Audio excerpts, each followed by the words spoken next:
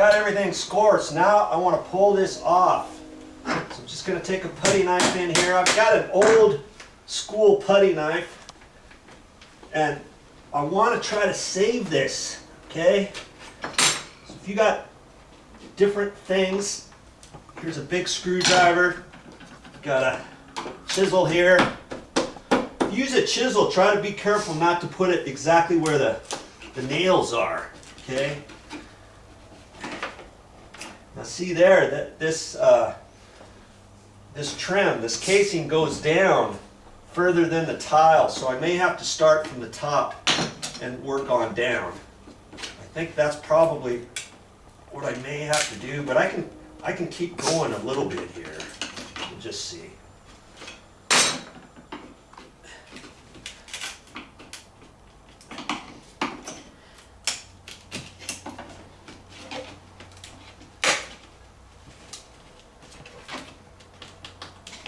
Try not to pry down on this because then you'll flatten out this edge. We're trying to save that, okay?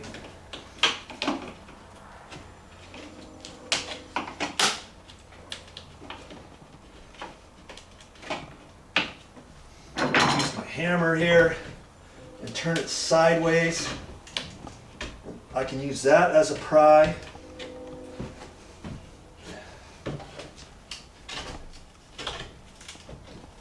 And I've got a nail puller here too.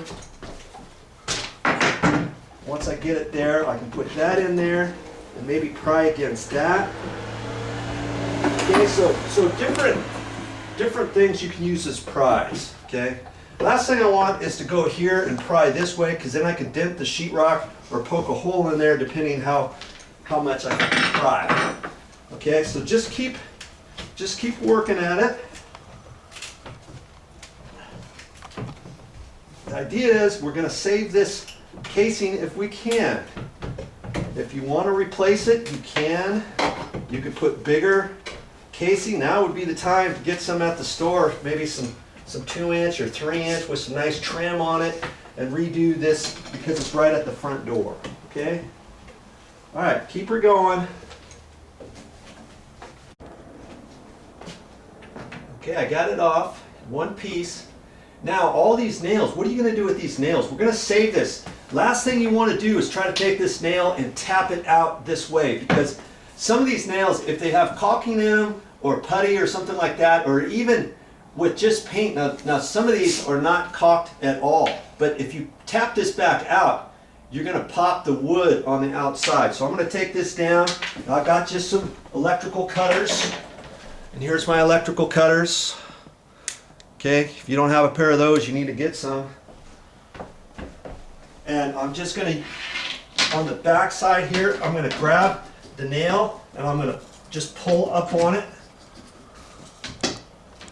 and pull it out. I'm pulling it out from the back side. That way, if it messes up the wood on the back side, I don't really care about that, do I? And I went to the store because I didn't have any 4-penny finish nails, and I wasn't quite sure if this was installed with a nail gun or with hand nailers, you know. These are regular 4-penny nails, and so if I really wanted to, I could probably re-bend those and reuse those. I went to the store and I bought some for like $4 just for this project, and maybe I can take them back. Joe's always trying to save money, huh?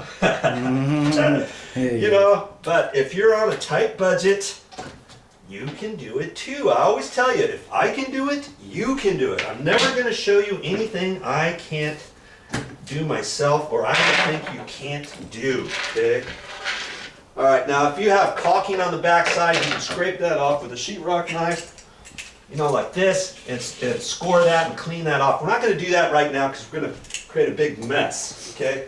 But you can do that somewhere else and clean up and get your trim all ready to be reused, okay? Now, what you're going to find is when you pull that off, some of the nails are still going to be in here. So I've got my hammer here, and I'm just going to pull those out of here. As you pry down, make sure you're prying so you don't pry on the sheetrock or the edge of the door jamb. Okay. Okay, now I got that all cleaned up. I'm going to do that on the top and the other side now. Just easy as you go. You can do it. I don't think I showed you the outside of this door yet. So see, the door is still in really good shape. If this door was all delaminating and cracking and stuff, then it would be time to get a new door. At that point, you'd have to take everything off and get a pre-hung door and just put a new one in there. And you might have to fudge things because the floor has settled, the walls has settled and all that. But see this trim, the top piece of trim I've got to take off, and the one on the right-hand side I've got to take off. You just have to be careful, use some pry bars. Do what you can, because you remember that right-hand door jamb we're going to lower down, and the head rail has to be lowered on the right-hand side. So it has to, so that's why I have to get that top trim off there too. I'm hoping not to have to do anything with this left-hand side, but if I do, I may have to take that off too. So that's what I'm going to work on next. We've got those two pieces of trim off of there, and now I've got to take off this weather stripping, and I'm gonna have to be real careful because they've attached that with some little brads. Years ago they used to have screws there, and then you could adjust this as you went, but this one just has brads. I'm not quite sure why they did it like that, but see, we've got to take that off because I'm going to cut this door jamb. I'm going to cut it off, and then that's how I'm going to lower this down.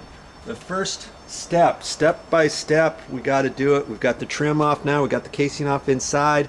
We can kind of see what we got going on here. I wanted to see how much gap I had here too, and you know, there's not much right up against the 2x4, you know, right in here. That's kind of a bad thing. I was kind of hoping there was more room than that, but there's not. We'll get it figured out, won't we, Jason? We will. Hey, thanks, by the way, for helping me. Hey, no, thanks for the help in the door. Well, I've got everything ready. There were some shims in on this side, which I had to remove because I want to take this door frame and the door jamb here and push it over to the right. In order to push it over to the right, I had to remove those shims. That way this can come up. And if the right-hand side comes up, that means the right-hand side comes over, that means the left-hand side goes up. Okay? So I'm just about ready to start trying to adjust this to push this over. But here's the thing that you want to be aware of. This is an older door, and we come over here on the hinges. Let's see if I can get you up there. Okay, now see those hinges? You might think, okay, I can just shim this over. Well, generally, your hinges are attached with screws about this long here. Okay? They're not very long, but because this door had problems from before, there's other screws in here, like this screw here is way longer. Okay? So I've got to take that out because that's into the wood on the back side. So I can't just push this over to shim it or anything because that screw has to come out. Same thing with right in here. And I'm going to take this off and you'll see. Now see, this first screw here was just spinning. So to get it out, you just kind of put pressure on it and hold it sideways. Then you can take it out. Now see, it wasn't very long. That's how the bottom one was too. And then the middle ones were longer screws. Because they tried to do that once upon a time to suck the door jamb over, and they could only go so far because the shims on the back side were holding it. But what you have to do too is once you get those out, this is going to come out. Now see, the last person, they ran some long sheetrock screws in there. Those are probably 3-inch, and that actually sucked the jamb over further before they used the long ones and put the short ones back in.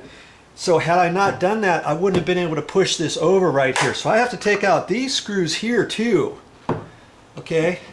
And the same thing I've got to do on this next hinge down here. I take this off, and I wasn't sure. I had a battery operated drill. I could use that right now, and I used that before, and the one I've got that I'm using only has one battery. So there's a tip for you when you go to the store to buy yourself some tools, because you're going to start buying some tools. With the things that you do yourself, you can save from having to pay somebody else. Now invest that money and buy yourself some tools. When you get those tools from the store, when you get a battery operated drill, make sure you get one with 2 batteries. And usually you can buy something like that, and it comes with a carrying case, a flashlight, and that kind of stuff. Now see, right there, there's 2 more sheetrock screws right in there, so I'm going to have to take those out too. And at the bottom hinge I can leave alone. See, this door had 4 hinges on it, and I'm going to get ready and get that set up so that I can shim over this side right up here. I'm going to have to wedge that over to the right, and that's the next thing I have to do. And when you're checking a door, remember I said it was not level, and you can also tell on a door. Whereas if you open up a door, and if it automatically closes by itself, you know that the door is sagging, and either somebody installed it wrong, or the frame is loose, or what have you, okay? The other way is to put your level on the side, right here, and then you read the bubble. And see, this bubble should be in the line, and it's way off. Let's see. I don't know if you can see that from there, but I got in 2 feet, I've got to move it off the door at least 3/8 of an inch. So you could tell that it's way off. It's over 3/4 of an inch sagging. Now we're going to raise it up, and we may have to split the difference because there's only so much room that we have. Okay, so that's my next step. Get ready for that. And I'm going to push that up, and I can do that because I've got all my framing down now. Let me turn the light on so you can see what I'm doing. I turned it off before.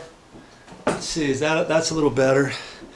Okay, I've got all the trim off, and on this out here, you remember I was going to try to leave this one on the left-hand side alone. Well, I took that one out too, because that's where the shims were.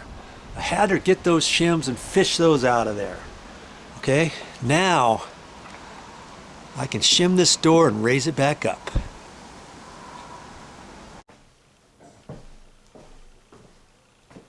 Well, that's all I have for this time, but I'll be back with more videos.